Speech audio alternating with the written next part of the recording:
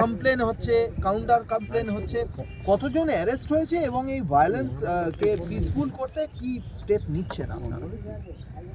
রাজ্য সরকার এই যে গন্ডগোলে যে দুষ্কৃতীরা করছে তার জন্য অনেক সখ্ত স্টেপ নেওয়া হচ্ছে, অনেক ফোর্স রাখা হয়েছে, অনেক সিনিয়র অফিসার এসছে।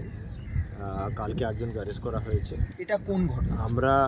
আমরা কোনো আর গন্ডগোল করতে দেব না। আজকে মাধ্যমিক পরীক্ষা আছে, মাধ্যমিক পরীক্ষার্থীদেরকে যেহেতু সাহায্য লাগবে আমরা করব। পুরো এলাকায় 144 করা হয়েছে। এখন যদি কোনো ঝামেলা করে তো ওকে মানে যত সখ্ত অ্যাকশন নিতে পারবো আমরা নেব। আর আমি মিডিয়া দিয়ে সবাইকে রিকোয়েস্ট করছি সবাই বাড়িতে থাকুন।